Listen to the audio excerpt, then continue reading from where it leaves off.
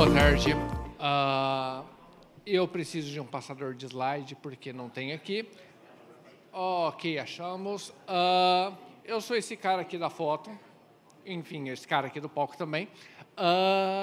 Eu comecei a mexer com desenvolvimento de software com 12 anos, o que significa que estou há quase 30 anos mexendo com isso. Na época foi com C, depois eu passei para C++, passei para Java e tal.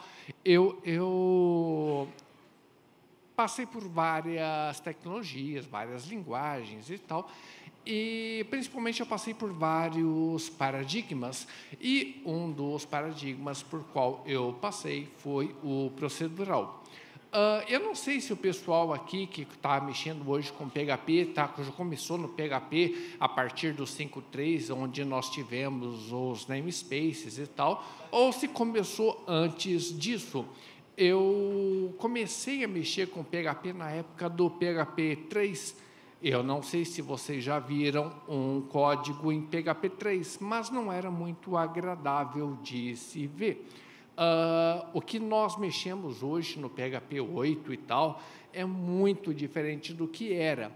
E quando você vai mexer com um código daquela época, um código daquela forma, ele era extremamente difícil de você manter, porque era uma coisa só, basicamente. Então, qualquer tipo de problema que tivesse era no mesmo lugar, qualquer tipo de solução que tivesse era também no mesmo lugar, porque era basicamente uma coisa só gigante. Quando a gente teve a época do PHP 5.3, onde a gente teve a separação por namespaces, eu acredito que a gente teve uma evolução muitíssimo grande em cima do PHP. Bom, eu palestrei sobre design de software e tal, que é basicamente o que eu tenho pesquisado há muitos anos, com o pessoal, inclusive, da Local Web, passei muito com o pessoal da Local Web, mas eu falei em basicamente todos os estados brasileiros. E eu acredito que eu deixei muita gente com bastante dúvida durante todo esse processo. E isso é bom ter ficado com essa dúvida, porque a dúvida faz você se questionar. Será que isso que eu estou fazendo é realmente aquilo que deveria ser feito? Será que, dessa forma, o meu código vai performar melhor? Mas, mais importante do que performar melhor, será que eu vou conseguir mantê-lo? Eu não sei se vocês já tiveram que manter um software legado. Eu já tive que manter muitos softwares legados, enfim, quase 30 anos mexendo com isso, é muito provável que eu tenha tido esse tipo de experiência, mas eu já joguei código legado fora, e eu joguei código legado fora por um grande problema que eu tive nessa época, nesse tempo todo mexendo.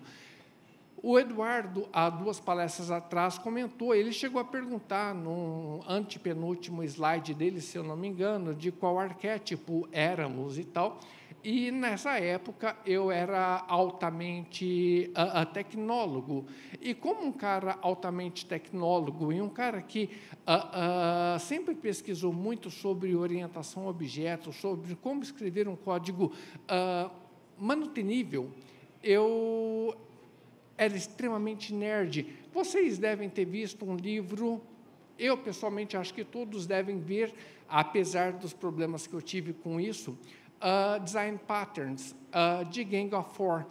O grande ponto desse livro, pelo menos para mim, como altamente tecnólogo, é que eu tratava esse livro como meu livro de cabeceira, com um carinho enorme em cima disso. Eu conhecia todos os padrões de design em mais do que um idioma, porque eu tinha o livro em mais do que um idioma. Então, o que acontecia? Eu conhecia o livro de ponta a ponta em mais do que um idioma.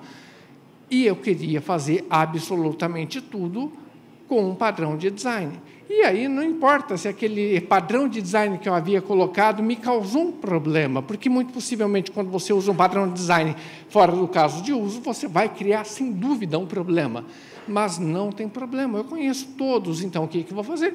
Eu uso mais um, porque o propósito de um padrão de design não é resolver um problema de Não tem, eu conheço todos, eu uso mais um. E aí, se tem mais um outro problema, não tem problema também, eu uso outro.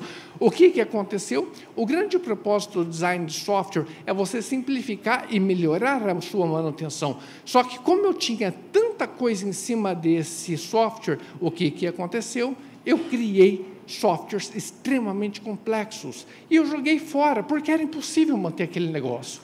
Era literalmente impossível, ele ficou tão pesado, tão complexo, tão angustiante de se ver aquele negócio, que era muito mais barato eu jogar fora e começar do zero, do que tentar manter aquele negócio. E durante muito tempo eu fui fazendo isso, colocando design, padrão de design em cima de padrão de design para resolver problema que eu imaginava que ia ter e, na verdade, não tinha e nunca teve, porque eu sabia. Então, era a própria definição de punhetagem técnica. Não sei se vocês já ouviram esse termo, mas era punhetagem técnica, literalmente, porque eu sabia, eu sentia literalmente prazer em fazer e demonstrar que eu sabia, então eu colocava e estava tudo certo na minha cabeça naquele momento. Eu acredito que seja isso daqui, eu voltei, então, isso daqui vai ser o pointer. Achou? Ok. E aí, hoje, eu vou falar um pouquinho sobre princípio de design, porque eu acredito de verdade que o grande ponto que causou todo esse problema, no meu caso, foi partir para padrão de design ou qualquer coisa que você vá em cima de desenvolvimento de software e ignora princípios de design, porque realmente acredito que um princípio é muito mais importante do que um padrão.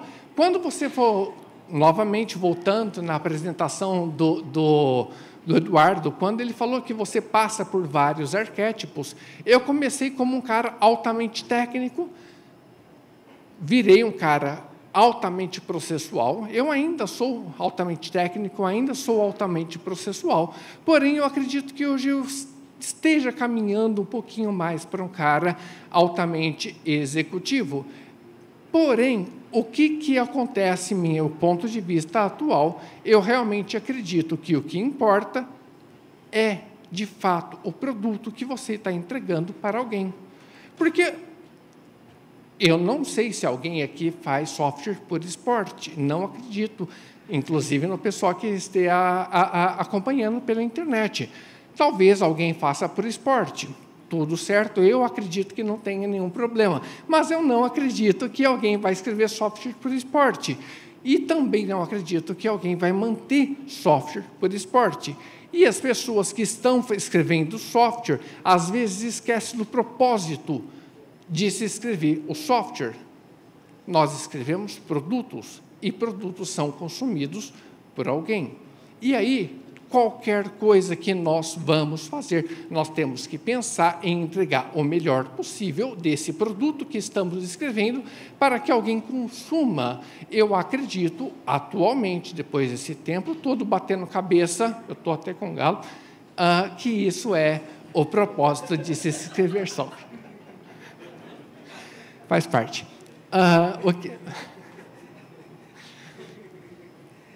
O que acontece aqui?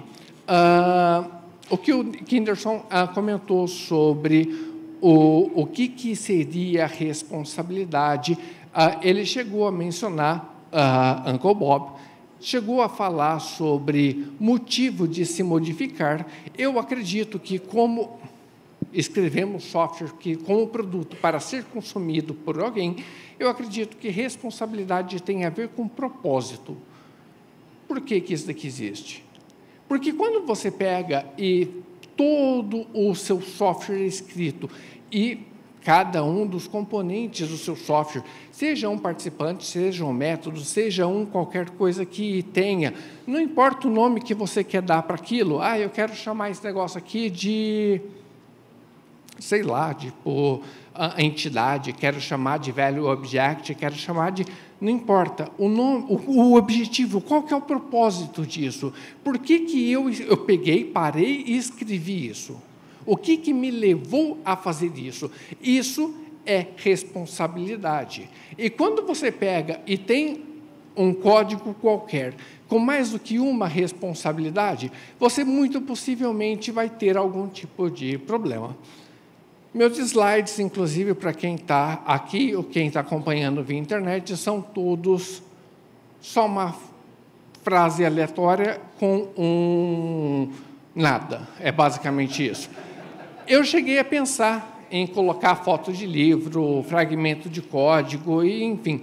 Mas a grande realidade é que seria exatamente o oposto do que eu acabei de falar.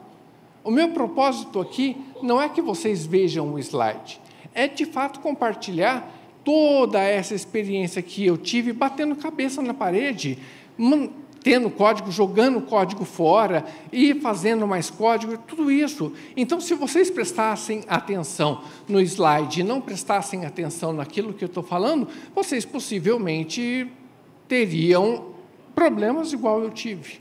Então, assim, eu acredito que sim, vocês já ouviram falar sobre aquele princípio KISS, não a banda, Keep It Simple and Stupid. É basicamente esse o propósito desses slides, serem realmente simples, beirando a estupidez. O grande ponto, quando você vai falar sobre responsabilidade, eu não sei se vocês têm uma função, método ou qualquer coisa que queiram fazer, inclusive um serviço, tanto faz. Eu estou trabalhando com microservice e tal, e não é orientação a objeto, tanto faz. A realidade é qual é o propósito. O que faz, o que te levou a escrever aquele negócio? Porque quando você for pegar para manter, é isso que vai fazer, é isso que vai mudar, é isso daqui que vai agregar um determinado valor para um cliente que está consumindo aquele produto que você fez, e é isso que é responsabilidade, é aquele propósito. E aí, o que vai acontecer? Você, muito possivelmente, tem mais do que um propósito, muitas vezes escondido naquele...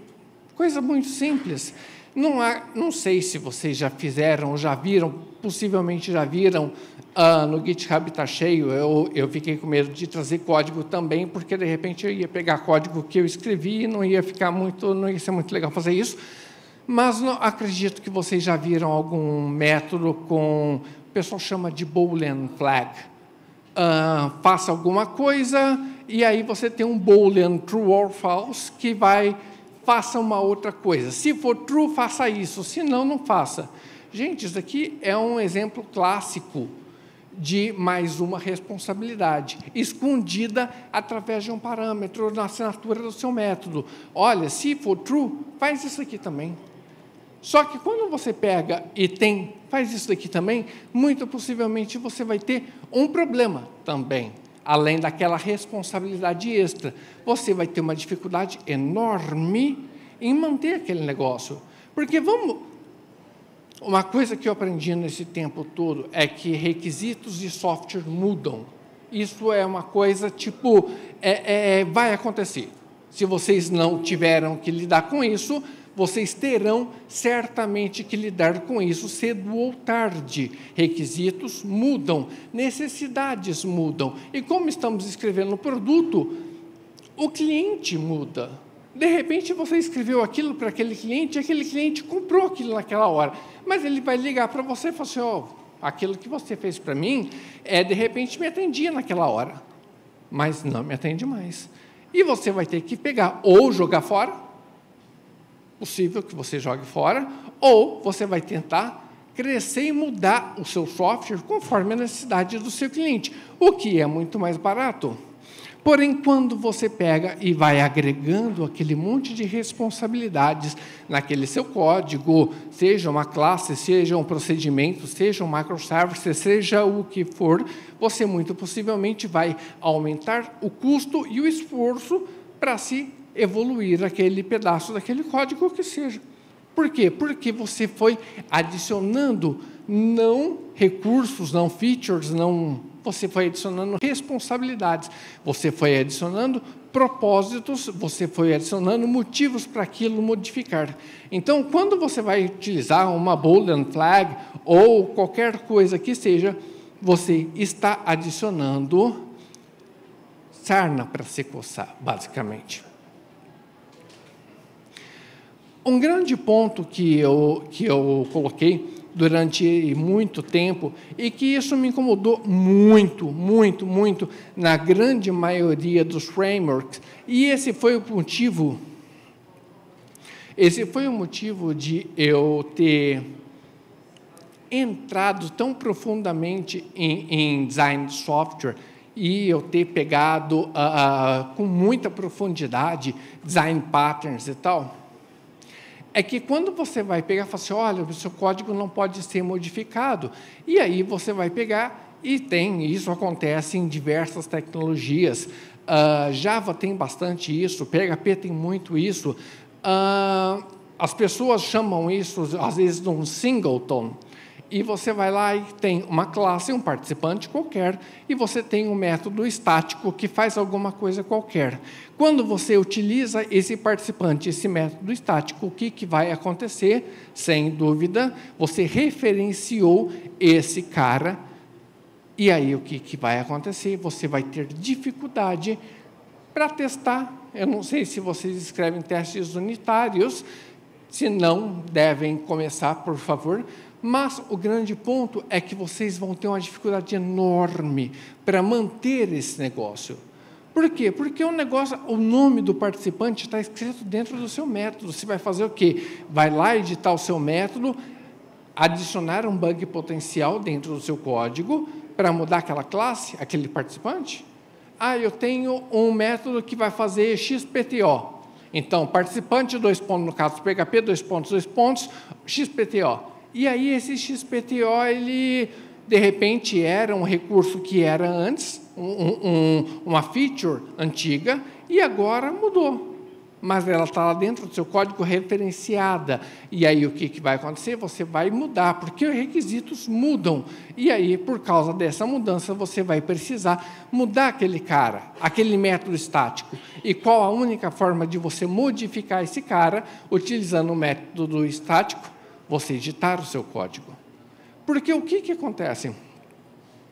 Quando você vai trabalhar...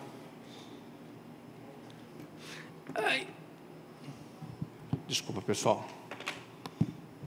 Garganta seca.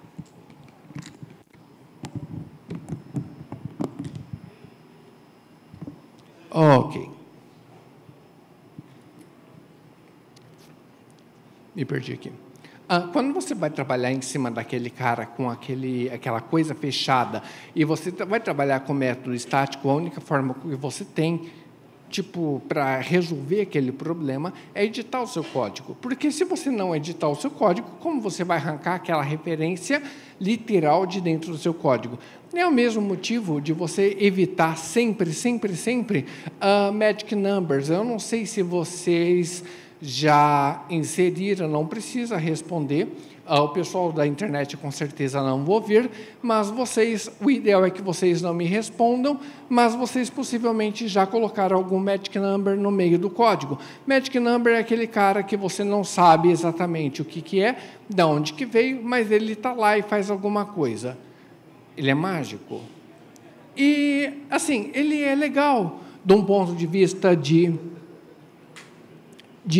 funcionalidade, legal, calça caindo, vai emagrecendo, é isso que acontece.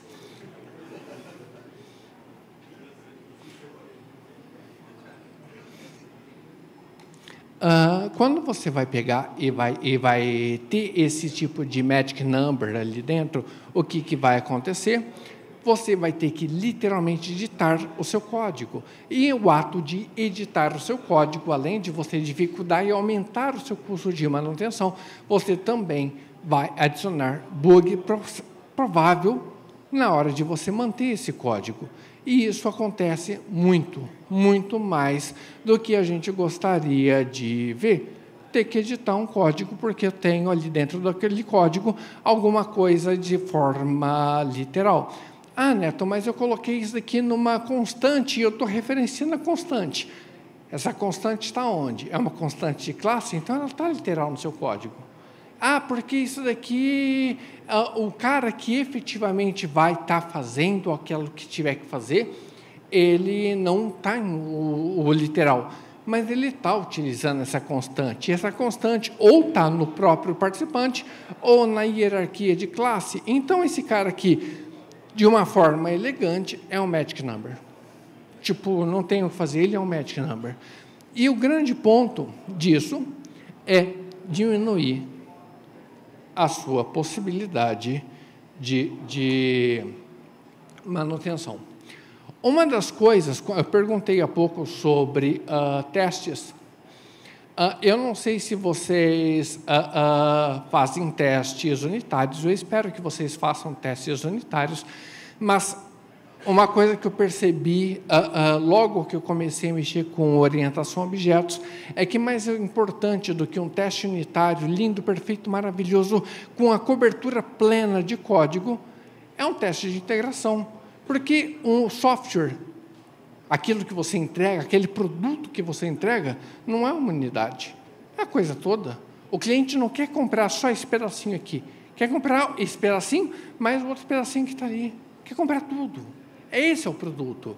Então, quando você pega e faz o seu teste unitário, e o seu teste unitário tem a cobertura plena de código, e está lindo, realmente legal, ele não necessariamente vai garantir que o seu software está legal. Isso é importante. Do ponto de vista de orientação a objetos, são coisas que trabalham com outras coisas, e isso obriga o teste de integração, porque, de repente, você vai garantir que o cálculo da área do quadrado, que é lá do quadrado, a unidade é perfeita, a unidade está passando, está tudo certinho. Porém, de repente, você trocou por mudança de requisito de produto, você teve que trocar o seu quadrado por um retângulo. E o retângulo, apesar de 4 lados de 90 graus, não é mais lado ao quadrado. Agora, a gente tem que fazer lado vezes lado. Só que, se a gente tem um quadrado com 50 centímetros de lado, você fazer 50 ao quadrado é diferente de 50 vezes o outro lado. É totalmente diferente. E aí, de repente, você está com uma unidade retângulo 100%, a unidade quadrado 100%, porém, se você substituir a qualquer momento o seu quadrado por um retângulo ou vice-versa, você vai ter a aplicação quebrando, mesmo que o seu teste tal esteja passando, esteja com uma cobertura legal. Por quê? Porque mais importante do que um teste de unidade é um teste de integração, pelo menos do ponto de vista de orientação a objetos. E isso daqui ele acontece muito, porque a gente está acostumado a escrever testes unitários. E a gente acha que, do ponto de vista de desenvolvedor de software, o teste unitário ele é tudo, mas ele não é tudo. Do ponto de vista de um produto, ele é só uma parte importante, mas ele é só uma parte. Ela não deve ser subestimada, mas não deve ser tratada como fim. Ela é um meio. Porque não adianta você também ter um teste de integração, mas o seu teste de unidade está com problema. Quem que está falhando? É a troca ou é a unidade? Você precisa do teste de unidade, sim, porque é a forma de você garantir que a troca vai funcionar ou não, porque o seu teste de unidade vai passar ou não. Então, assim, você precisa ser capaz de trocar, mas você precisa garantir, com certeza absoluta, que todas as partes do seu software, todos os componentes, todas as unidades estão passando.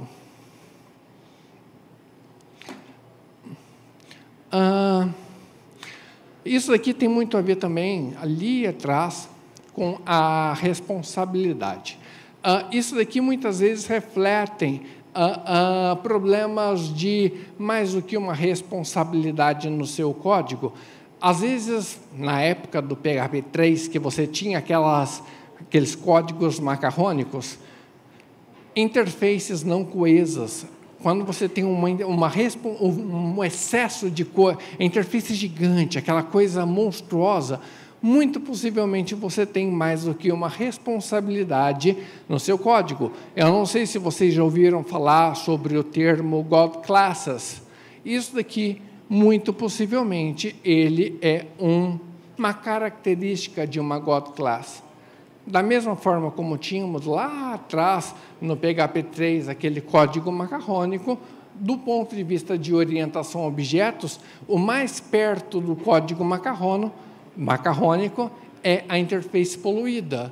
Se a interface ela não é coesa, ela não mostra exatamente qual que é o propósito daquele participante, ela muito possivelmente está mostrando, é um sintoma de que o seu participante tem mais do que uma responsabilidade, tá? Então, assim, sempre que você virar e falar assim, será que isso aqui deveria estar aqui? Evita colocar, porque muito possivelmente você está colocando algo que não é exatamente o propósito daquilo que você está fazendo. Qual é o motivo que eu comecei a escrever esse negócio? Eu comecei a escrever esse negócio para movimentar esse passador daqui até aqui. Se o passador vai ligar, não vai ligar, se ele vai de fato passar, não vai passar, é o propósito de outro participante, é um propósito realmente importante, mas desse participante que está aqui, é movimentar esse cara daqui para lá e vice-versa, e ele precisa obrigatoriamente funcionar. Ele, pelo menos, precisa movimentar aquele cara. Se, além de movimentar esse passador de um lado para o outro, ele também garantir que esse passador está ligando ou garantir que esse passador esteja de fato passando, ele muito possivelmente tem mais do que uma responsabilidade e a gente não quer isso. Talvez seja legal, talvez a gente pensando que precisamos, sei lá, manter isso daqui, entregar de fato isso daqui para o cliente quer, obviamente, espero que o cliente queira um passador de slide que passa slide. Eu não acredito que alguém vai querer isso aqui de peso de papel. Enfim, sei lá, de repente a pessoa quer. Mas, enfim, o que acontece aqui é se você tiver que garantir que esse cara vai fazer mais do que uma coisa, muito possivelmente você tem um excesso de responsabilidade naquilo que você está fazendo. Então, isso aqui anda muitíssimo junto com aquele primeiro caso lá atrás sobre responsabilidade única e a interface poluída, ela tem tudo a ver com esse tipo de situação. Uma coisa que eu gosto disso daqui, uma coisa que eu gosto muito disso aqui, eu gosto muito de uma dependência, eu não acredito, na verdade eu acredito, eu espero que sim, que vocês utilizem, eu gosto muito mesmo, de pequenas bibliotecas, porque eu acredito que elas são mais simples de se utilizar e são mais simples de se modificar. De repente, eu preciso, por algum motivo qualquer, o cliente virou e falou assim, olha, eu não quero mais isso, agora eu quero aquilo. E aí, de repente, com aquele novo propósito do cliente, eu vou precisar mudar a biblioteca. E se é um framework, uma coisa gigante, como que o Kenderson comentou há pouco sobre o Laravel, imagina que eu esteja trabalhando com Laravel, trocar toda um framework, ele não é uma tarefa simples. Eu comecei a mexer com essa bagunça técnica dos design patterns, porque eu queria trocar um framework. Não é uma tarefa fácil de verdade, bati bastante cabeça por causa disso, e aí hoje eu trabalho com microframeworks, com pequenas bibliotecas que eu consigo trocar a qualquer momento, e atualmente uma que é meu xodó, uma biblioteca que eu recomendo que vocês utilizem e que tem tudo a ver com esse cara aqui, é o PHP-DI, que ele faz exatamente isso daqui. Ele inverte a dependência. Lembra lá atrás, quando eu falei que você tem uma classe estática e um método estático, um método de classe dentro, referenciado ali dentro, e você vai fazer alguma coisa? O PHP-DI, se você utiliza ele com um container certinho e coloca essa dependência vindo de algum lugar, seja numa configuração ali ou não, enfim, a forma como você quiser fazer, ela é irrelevante, você escolhe como você quer fazer. mas ele evita que você tenha que referenciar esse cara ali dentro do seu método. E ele vai facilitar a sua manutenção. Porque o que acontece aqui? O que acontece aqui é que, melhor do que você depender e efetivamente referenciar, você utiliza aquela abstração. E aí, como que você vai utilizar, quem que vai passar, tanto faz. E o PHP DI, ele lida com isso para você. Esse cara aqui talvez seja um dos caras que vai mais facilitar a sua manutenção de software. E o que acontece se você pegar a Gang of Four, lá nos métodos criacionais, você vai ver Factor Method, você vai ver Abstract Factory, você vai ver Singletons, e aí o grande problema do Singleton, quando você depende de mesmo no caso de um método criacional, você vai ter um Singleton, um Doubleton, um Tripleton, um sei lá o que tom, e isso é totalmente normal, porque os requisitos mudam. E você vai começar a utilizar. Ah, não, eu só uso o método estático se for para criar alguma coisa. Show! Mas e se essa coisa que você criou agora, amanhã, não é mais aquilo que você precisa criar? Você vai fazer o quê? Vai editar o seu código? Adicionar um bug potencial? Porque isso vai acontecer. Ah, não tem problema, amanhã eu edito. Show! Beleza, você é livre para fazer isso. Você vai, possivelmente, acabar como eu, tendo um galo na cabeça, mas totalmente livre para fazer isso. Está escrito no Goff. Talvez, muito possivelmente, eu esteja errado, porque, enfim, eu não sou Gang of Four, nenhum deles, sou fãzaço dos caras, porém, por causa daquilo ali, eu tive muito problema mesmo, para manter software. E aí, isso daqui é um dos grandes motivos de eu ter tido problema. Eu tinha que editar código para tentar resolver o problema que estava inserido ali dentro. Ah, é um método criacional, não tem problema. Tem sim. Eu, pelo menos, acho que tem muito problema. Quando você pega e presta mais atenção nos princípios de design do que você... Eu estou no limite da apresentação aqui, eu vou já passar o próximo slide aqui. Quando você pega e pensa, toma bastante cuidado com isso aqui, você vai simplificar muito a sua manutenção de software e você vai ter menos problemas para lidar. Isso é algo totalmente normal, é algo totalmente esperado que aconteça. É uma mera consequência. Ah, mas eu estou utilizando Laravel, enfim, eu estou só colocando nominal porque eu lembro que Laravel tem bastante métodos estáticos, assim como você vai ter em vários frameworks, porque é normal que você tenha esse tipo de coisa. Ah, mas eu estou colocando aqui, eu tenho um Magic Number. Doctrine tem Magic Numbers de cima e embaixo. O que Doctrine faz é mágica. Porém, é normal e é esperado que aquilo esteja... Ok, você está utilizando algo mágico e resolve o seu problema. Show! Você está entregando aquele valor para o seu cliente. Show! Porém, mais difícil do que escrever o software é manter o software. O valor não está no seu trabalho, mas naquilo que o seu trabalho proporciona, que é o produto software.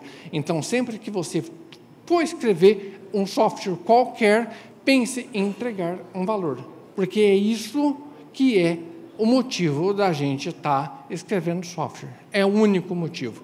Bom, pessoal, o próximo slide é um obrigado. E eu estou aqui, eu não preciso passar o slide até lá que está longe, mas, enfim, eu estou indo lá. Obrigado a todo mundo, obrigado ao pessoal da internet. POC, muitíssimo obrigado pelo convite. Vamos que vamos, cara, sensacional.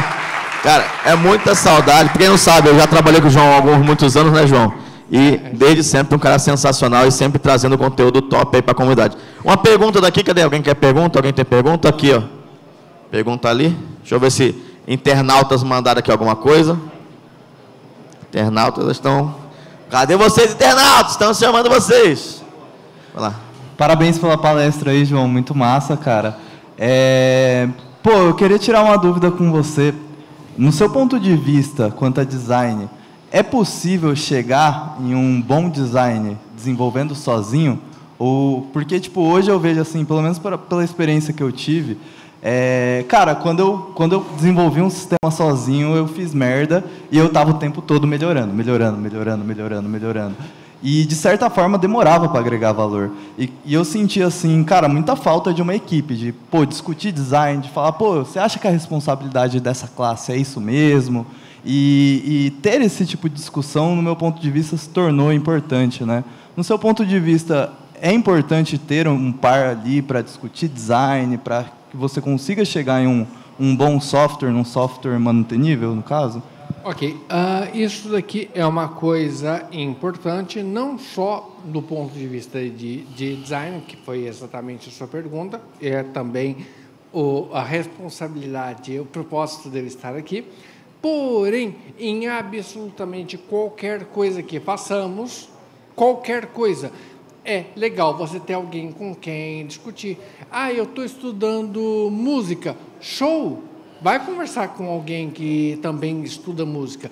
Porque, de repente, aquela pessoa tem um ponto de vista um pouquinho diferente. Eu estou estudando sobre gastronomia. Show!